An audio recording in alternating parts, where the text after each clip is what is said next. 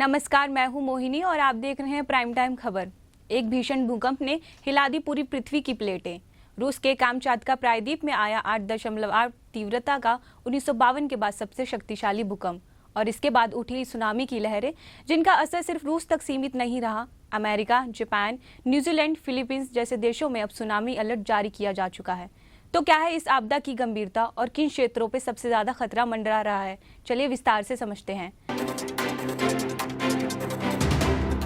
कामचातका प्रायद्वीप रूस के सुदूर पूर्व में स्थित एक ज्वालामुखी इलाका है, जहां आज सुबह स्थानीय समय के अनुसार 4:15 पर धरती कांप उठी। यूएस जियोलॉजिकल सर्वे के अनुसार इस भूकंप की तीव्रता 8.8 रही, जो इस सदी में बेहद दुर्लभ है। एपिसेंटर जमीन से लगभग 60 किलोमीटर नीचे था, यानी ये एक मेगा थ्रस्ट अर्थक्वेक था जो समुद्र के नीचे प्लेटों की टकराहट से हुआ। 1952 में इसी क्षेत्र में आया था 9.0 तीव्रता का भूकंप और आज की इस घटना उसी भयावह इतिहास की पुनरावृत्ति कही जा रही है। भूकंप के ठीक बाद प्रशांत सुनामी चेतावनी केंद्र यानी पीटीडब्ल्यूसी ने तटीय क्षेत्रों को आगाह कर दिया। चेतावनी जारी की गई है कि जापान और फिलीपींस में 2 से 3 किलोमीटर तक ऊंची लहरें आ सकती हैं। न्यूजीलैंड और अमेरिका के अलास्का तट पर भी सुनामी पहुंचने की संभावना है। हवाई और गुआम जैसे द्वीपों में भी तेज लहरों का अनुमान है। हवाई प्रशासन ने समुद्र से दूर रहने की चेतावनी जारी की है और जापान में रेल सेवाएं और समुद्री परिवहन को अस्थायी रूप से रोक दिया गया है।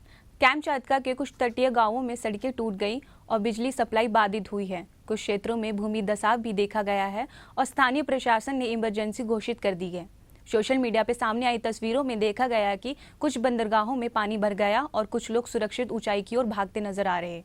रूस की आपदा प्रबंधन एजेंसी एमरकॉम के अनुसार हमें और भी आफ्टर शॉक्स का खतरा है, इसलिए हम सभी निवासियों से सतर्क रहने की अपील करते हैं। भूकंप विज्ञानी मानते हैं कि यह एक मेजर सबडक्शन जोन रप्चर था, यानी एक बड़ी टेक्टोनिक प्लेट अचानक दूसरी के नीचे खिसक गई। यूएसजीएस के अनुसार इस भूकंप की ऊर्जा इतनी अधिक थी कि ये पूरी धरती को हल्का सा डगमगा सकती है। विशेषज्ञों का यह भी मानना है कि यदि सुनामी आई तो पहली लहर सबसे खतरनाक नहीं होगी, बल्कि लगातार आती लहरें ज्यादा नुकसान पहुंचा सकती हैं। इसलिए 24 से 48 घंटे तक का कोस्टल अलर्ट जारी किया गया है।